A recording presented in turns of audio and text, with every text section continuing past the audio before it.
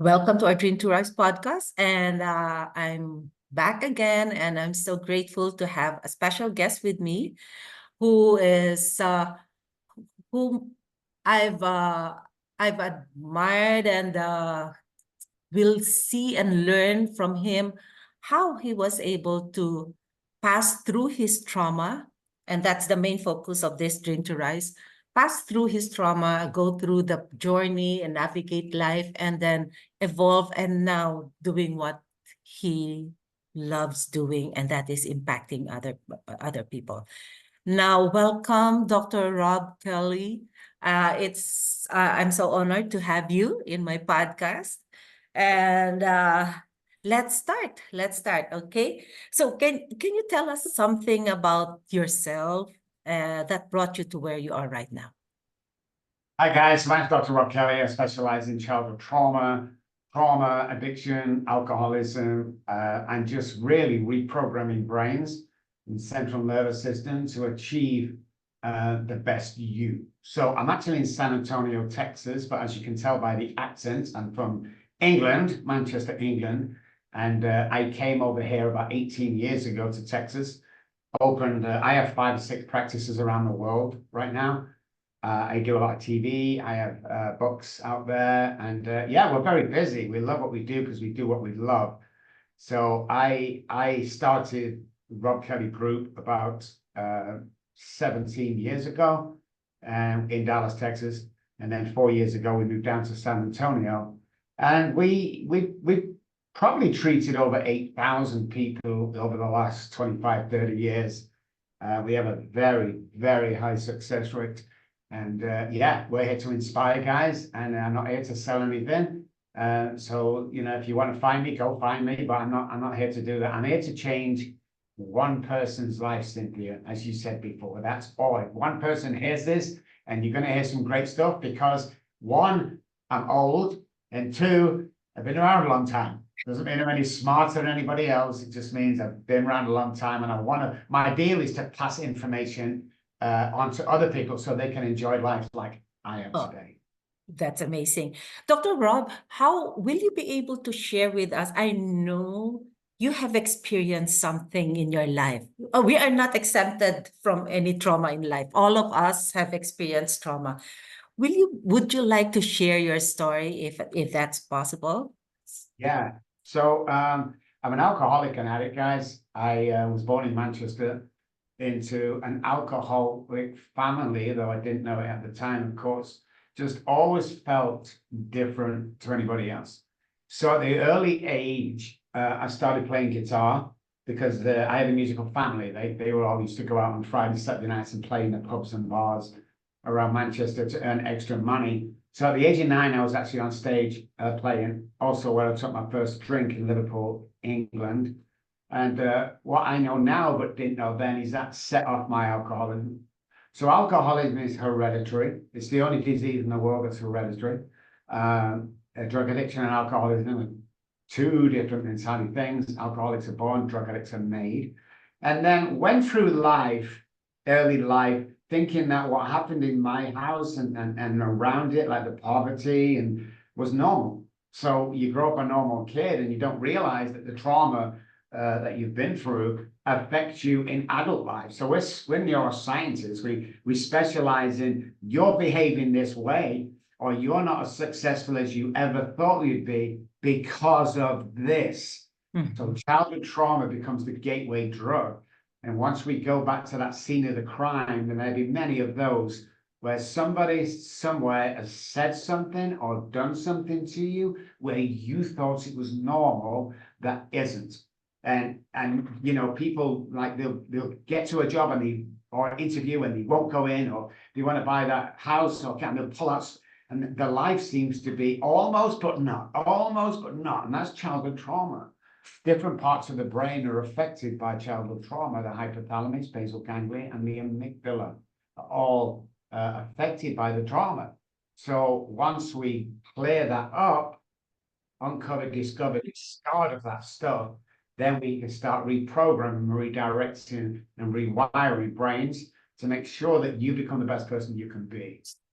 But Dr. Robb, when was that time wherein you were really down, down, down, down, because most of the time when we reach our rock bottom, Yes. that's when we start thinking and reflecting on ourselves. This is enough. Enough is enough. This is done. I have to make a shift or else I won't be able to enjoy life. 100%. My bottom was, and I remember it as if it was yesterday. I unfortunately attacked my wife with a knife during a drunken episode, and I fled to Spain. When I come back from Spain, because I had to stay there until they dropped the attempted murder charges. So I came back to Manchester, England, and she was out of hospital and she had all the bags packed, and she left with the children, ages 1 and 3, 2 or 4, something like that. I got into my attorney and told him to get my children back, which he did, and I blessed him with a large amount of money back then. But the first day, I remember bringing him in the house, sitting in front of the TV, and I went in the kitchen, and I thought it would be a great idea just to have one beer to celebrate, getting my kids back. 2 days later, the police kicked the door down. I'd been in a stupor, not fed or changed diapers for 2 days with the babies, nearly killed them. Bottles of vodka strewn, empty bottles are strewn across the floor, and the police kicked me and woke me up. They took the 2 children and handed my eldest, who was 3 or 4 at the time, over to my wife, and my 1-year-old over to her mum. And I staggered to the door as they were leaving, and my eldest was holding onto mummy's hand as they're walking down the path. And she said 3 things to me. She said, "Daddy, Daddy, please don't go." And then I was crying, even one of the police officers was crying. It was very sad. And halfway down this path, she turned around again. She said, "Daddy, Daddy, please get better." And as they got to the big wrought iron gate, they opened the gate, and she turned around one more time. And she says, "Daddy, Daddy, please stop drinking." And I couldn't do it. So month after that, at the most, the house had gone, the kids had gone, the wife had gone, the cars had gone, the business was closed down, and I was homeless. And I remember sat on the streets the first night. It was pouring down with rain. It's freezing cold in Manchester. I was sat in the middle of what's called Piccadilly Garden. It's like a little grassy area in the centre of Manchester. And my first thought when I got there, don't remember getting the bus there. I don't remember any. I just sat there, and all of a sudden I thought, what the hell just went wrong? How did that go wrong? And that was my lowest point right there. And I stayed on the streets for 14 months, and I cried, and I just survived and drank every day and tried to blot out the memories and the pain I'd caused everybody around me, including my parents, my brother and sister, but mostly my children. And just to let you know, guys, for parents that break up, there's a lot of childhood trauma. I didn't see my children for 28, 30 years. And 4 years ago, my eldest daughter got in contact with me on Facebook Messenger, and she's called me Dad. She said, "Hey, Dad." She called me Dad. I've actually got that text framed in my house. "I want to see you. I don't believe what my mom's telling me. So I've got something to show you and tell you." So 4 hours of that text coming in at about 3 o'clock in the morning. We're on a flight back to England. We get there. We're staying in a hotel around the corner. We get there at 10 a.m. as arranged. I didn't knock on the door because right there and then all the trauma hit me. And this was my mind. What kind of father are you? How dare you knock on this girl's door? You were never there for her. You're a piece of crap, all this stuff. And then she opened the door unexpectedly, and we fell into each other's arms. And she walked me onto her front room, and she handed me my 3-month-old granddaughter. Mm-hmm. Oh my. So we sent her back to school. She works for me now. She's my lead therapist in my Manchester office, and my granddaughter, we speak most days. And 4 weeks ago, my youngest daughter got in contact with me, Abigail, and she's coming over to see me, and we speak every day. So everything came back to me. But at the time, I tried suicide 7 times on the street, and on 2 occasions it worked, and I died. They brought me back to life 2 times on the street, one from alcoholic poisoning and the other from an overdose of painkillers. And they brought me back, and it seems that from that from that period became a reason why I was kept alive. And I just improved and improved. And then many years ago, Cynthia, when alcoholism was not really known about, and there was no such thing as, fentanyl and stuff back in the day, it was just morphine. I knew there was something different about the brain and the mind and the connection of the power of the mind with another power, whatever that may be for you guys.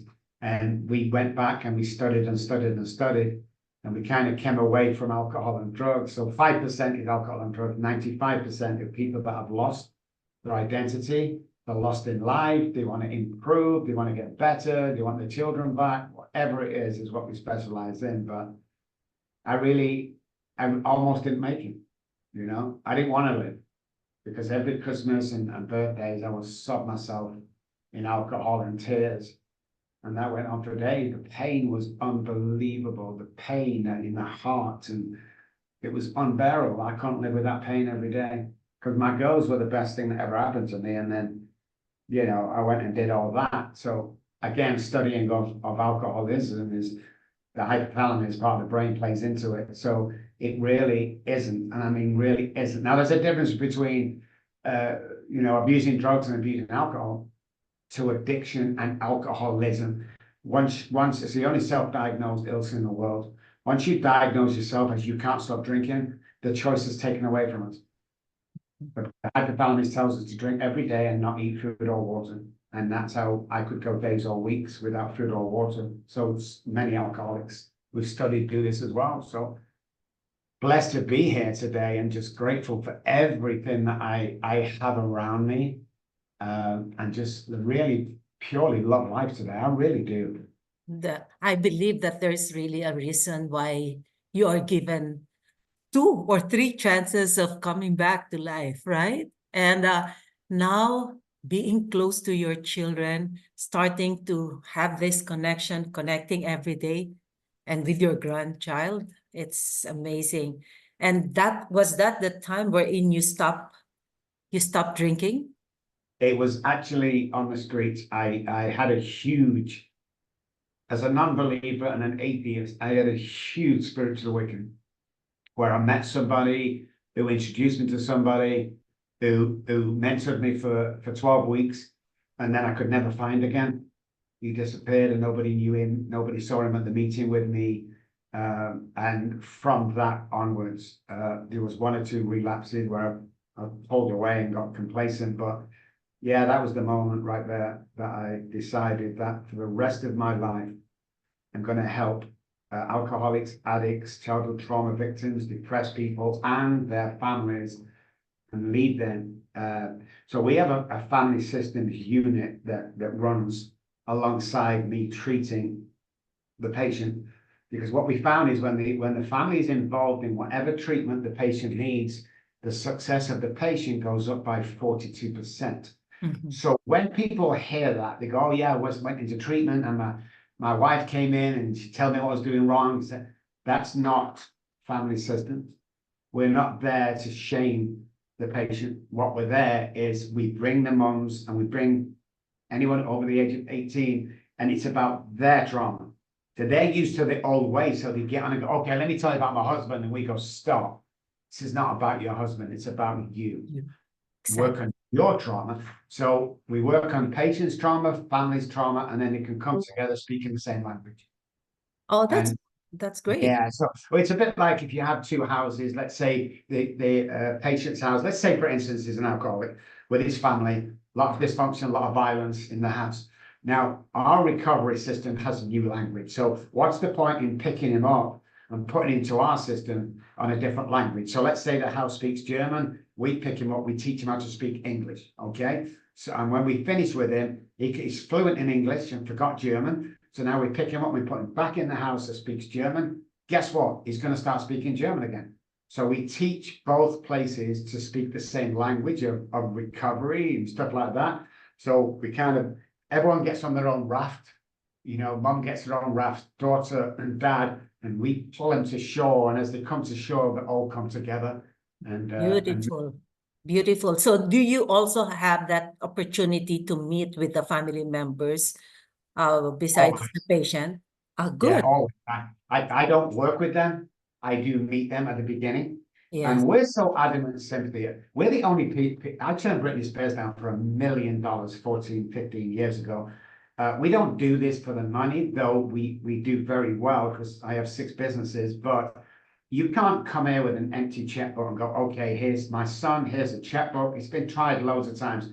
Go treat him. We say no. Unless the patient is 100% ready and the family or wife joins him, we won't take him. The wife always says, well, it's not my problem. You know, it's his problem. We go, it's your trauma. You have to come and fix your trauma. And he fixes his trauma. And if she says no, we will not take the patient. You're very, I mean, strict in terms of your requirements and what are the things that you need to see before they get accepted to your I mean, what's this rehab? Is this a rehab thing? No, it's kind of we're health management. So you know we have wealth management for your money. We're health management. We're different to any other rehab in the world or any other counselors. We're more neuroscientists, behavioral scientists, and psychologists, and you know, all my therapists that have come on are master's level therapists who have experience. And there's the key, Cynthia, experience. So if I go to somebody for my help and he doesn't know what I've been through, he's not an alcoholic, he's not a drug addict, and he doesn't have childhood trauma, I don't care how many years you spent at school. I went to Oxford University. It's 1% today that you can't identify. So all my stuff have been through it. All my people have recovered from their stuff they went through.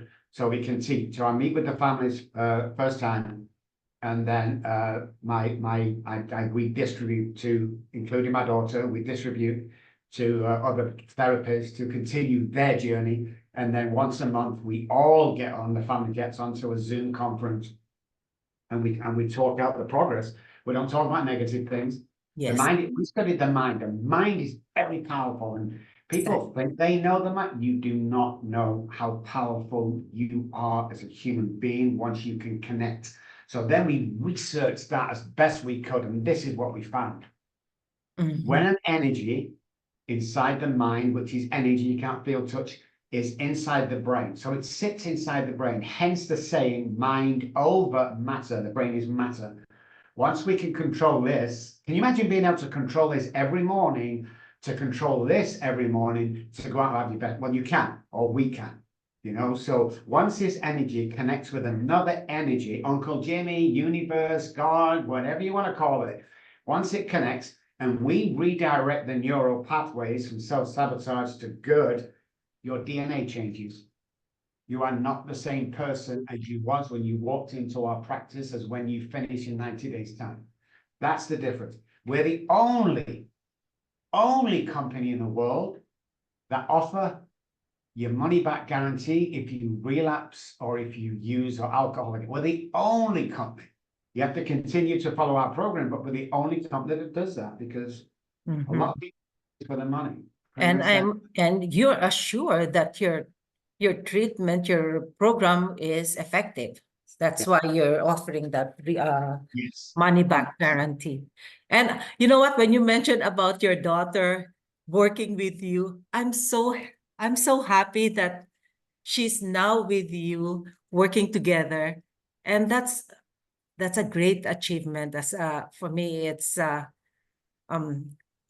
being with your daughter, working with you. That's something.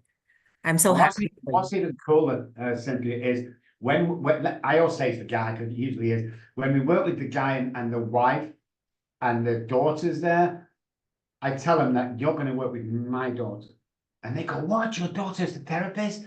So that the connection for the mirroring part of the brain is straight away that the patient's daughter lived with an alcoholic and he wants to get better. My daughter lived with an alcoholic who wanted to get better. And the connection is absolutely phenomenal. Yes.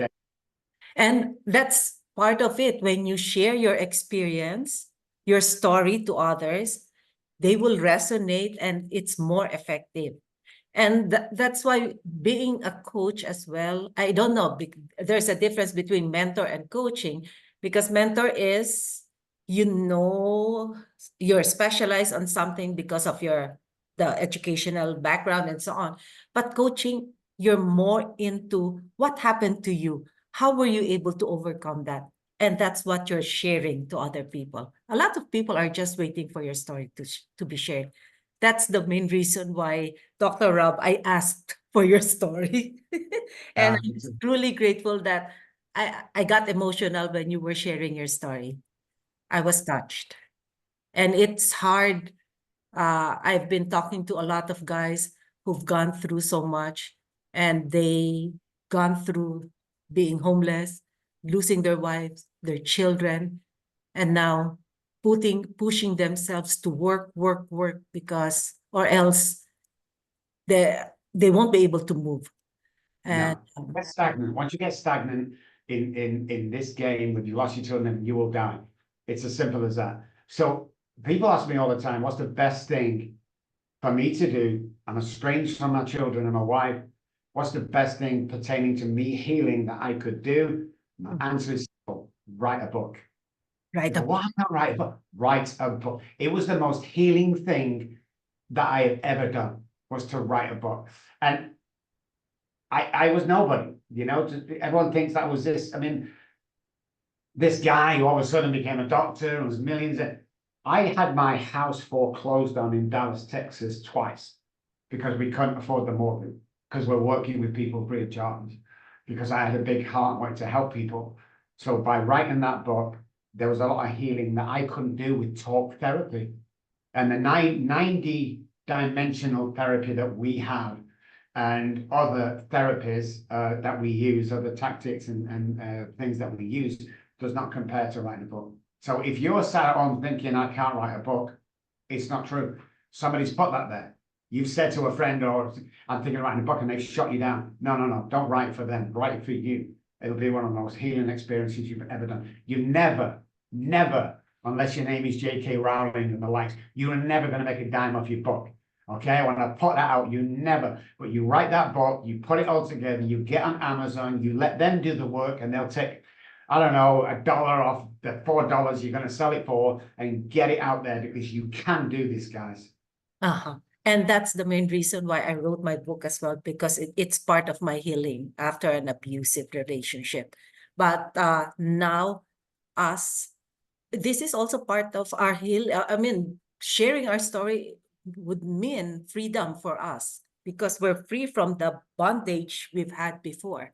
And that's great. I'm so happy that this led you to what you're doing right now. So it seems manifestation came into place in your We're life. big believers. We're big believers that a person can do anything they want in life. Literally anything they put their mind to will program the brain to do.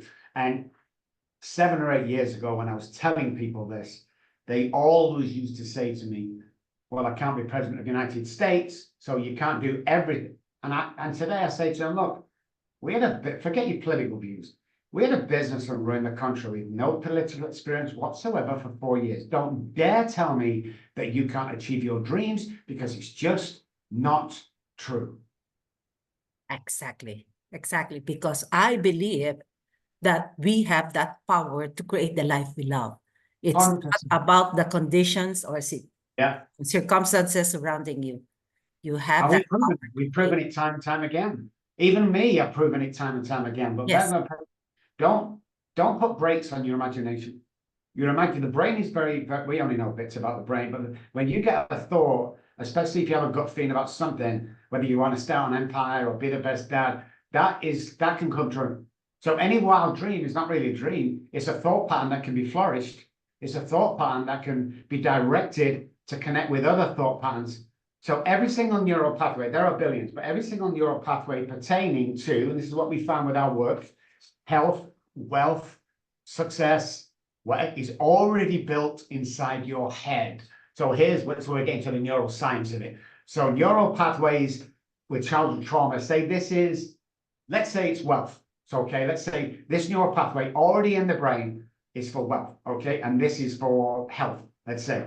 What's happening with the neural pathways, we need to connect them for it to happen. But what happens with childhood trauma is we almost get, and then we shoot off down here. We almost get, and then we self-sabotage down here. The idea is to connect the flailing neural pathway of a thought pattern to the pathway that's already built. Once you connect, you cannot disconnect.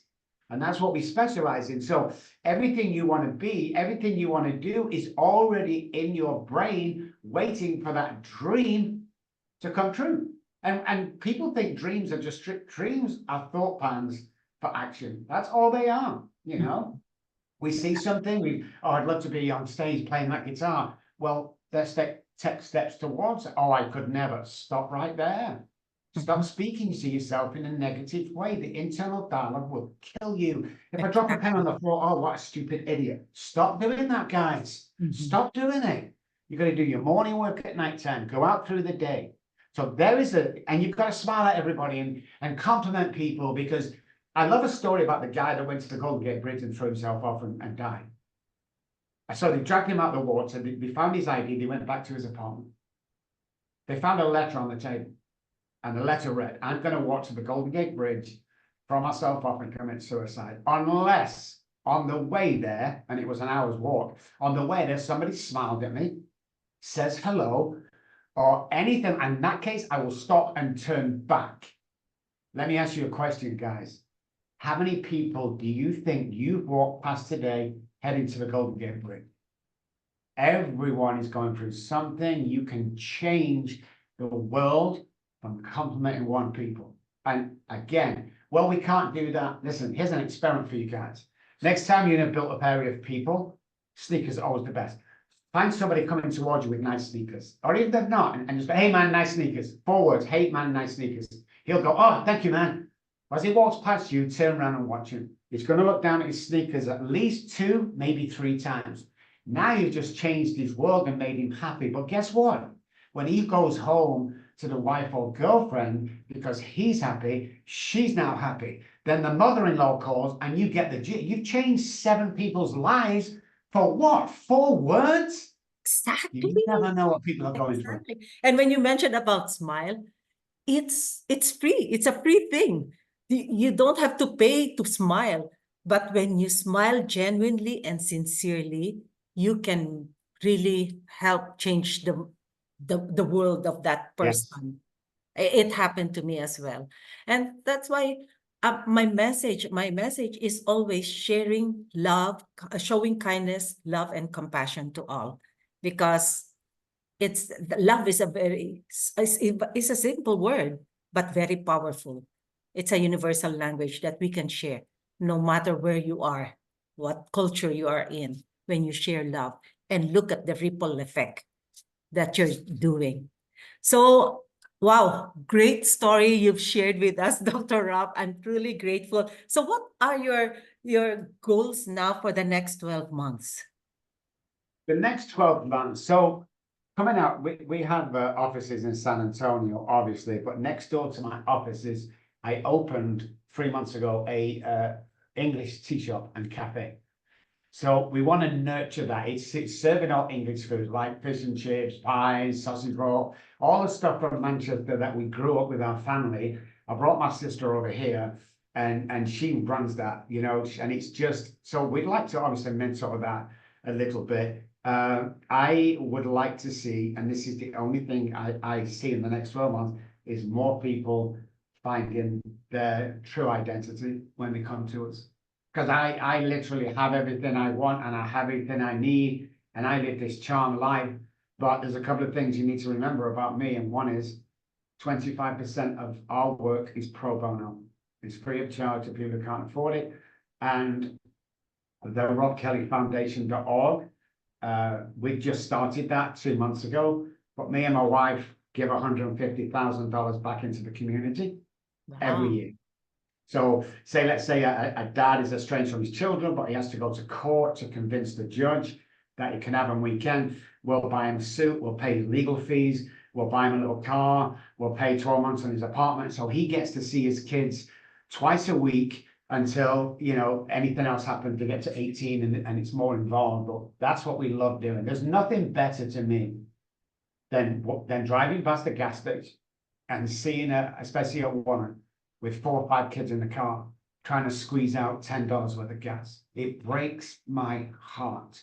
I will spin round in an instant, pull up, fill her car to the full, give her $100 to go and treat the children, and then I've left with my heart. You see, I don't care what they do with the money.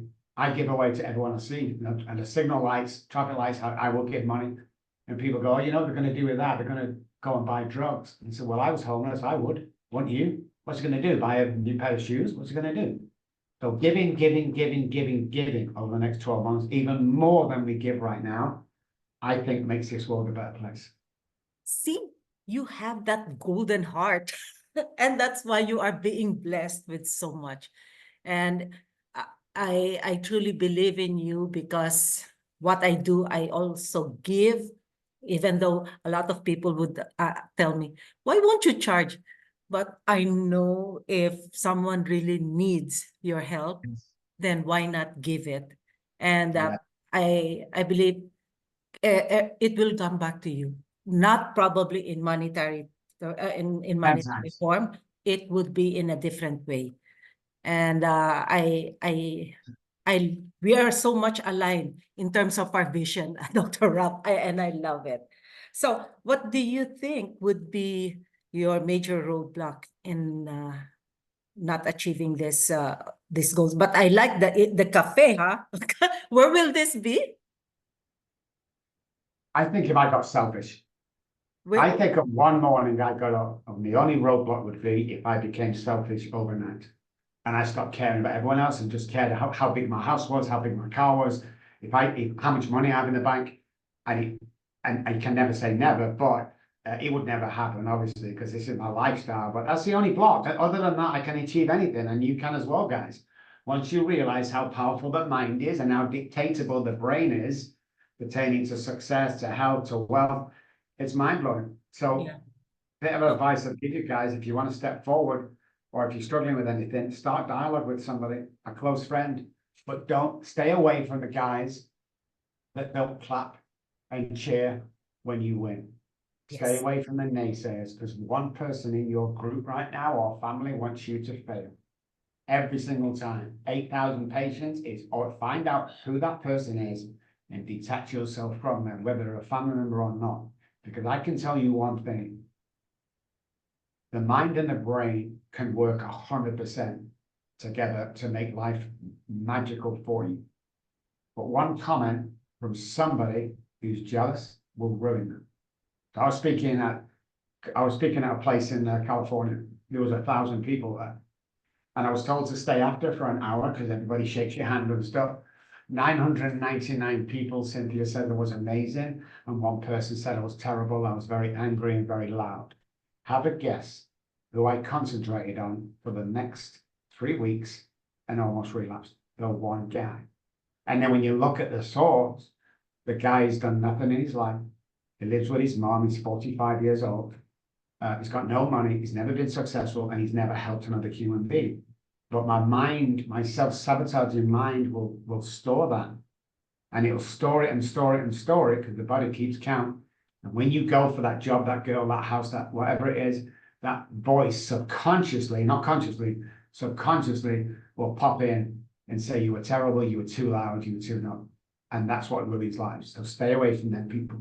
Yes. And I always tell my clients that surround yourself with the people who are aligned with your dream, with your values, who would lift you up, who would push you to your limits for you to discover your potential. You know, Who, one thing I found, Cynthia, is nobody who's doing as good as you or better will ever criticize what you do. It's always the jealous guys. It's always the guys that haven't got the guts and to step forward out of that comfort zone and make something of themselves, but they'll sit at home behind a keyboard and do, terrible things because they're mad, they're sad, they're depressed. I mean, God bless them to do that. But real people don't. I want people I mentor, and I want patients to do better than me. Not as of course, good, better than me. of course. I don't want you to have seen 8,000 patients. I want you to see 1,000,000 patients, and I don't want you to have $2 million a bank. I want you to have $20 million a bank. And I want to get you back with the kids. And I want you to be a success and a mentor and a leader. Here's the key word now, the leader of your community. And if you're Yes. sat at home and this resonates with you, you're the guy. And if you sat at home and it doesn't resonate with you, you're the guy. You're listening and watching this for a reason. Nothing happens by mistake in this world. I can, as a 62-year-old man with all them years of experience, I can guarantee you that nothing happens by mistake. Exactly. I believe in that. I believe in that. Oh my, you have a lot of advices which you've shared already with us, because that's my last last question. What one simple advice would you like to share to our listeners? Oh, get ready, guys. You're going to hear something you've never heard before. One of the reasons why nobody ever has woke up laughing in the morning is lack of oxygen. So we only breathe 45% of our lung capacity. One of the reasons you feel so good going to the gym is not the exercise, it's this in between. The presence of oxygen equals the lack of disease, period. But tomorrow morning when you get up, I want you to take 20 exaggerated breaths in and out. Start filling the brain and every single cell of your body with oxygen. You will have an amazing day. The brain is meant to be full of oxygen every day, but we don't do that. So every disease in the body, cancers, growths, whatever it is, starts in a hypoxic area of your body. You cannot pass the disease down from family. Oh, my dad had heart disease, so I've got heart disease. You can't, it's physically impossible. Okay, so what happens is you're living in a family where they have a staple. You know, your staple might be fries and fish. You have that 7 times a week. There's something with that food that the family's eating where dad can't methylate certain protein that we're eating. So what happens is he can't methylate, so there becomes a deficiency within our body. The deficiency causes the ailment. But we sit there and go, oh, it's in the fact you cannot do that. So look at what you're eating. Go and have a blood test if you want to. MTHR, just remember MTHR. Get that checked out and it'll tell you what you're not methylating properly and it will change your life. Wonderful, wonderful, awesome. Thank you so much, Dr. Robb. So would you like to, again, tell our listeners how they could connect with you if they need assistance or they need to contact? If you're listening, guys, and not watching, I spell my name with 2 B's, ROBBKELOY.com. Go on there, come Dr. Robb Kelly in any search engine will come on all platforms. Say hi, come friend me, send me a message if you need help. It's all free of charge. So if I can be of service to you, then I want to be of service to you. Oh, wonderful. Thank you. It's truly an honor to have you here, Dr. Robb. And I am grateful. Please tell Courtney, thank you that she connected with me. And we have you here. Probably one time I'll connect with you and invite you to my Dream to Rise inner circle. And okay. So to our listeners, thank you so much for tuning in. Till our next episode. Have a great day. Bye.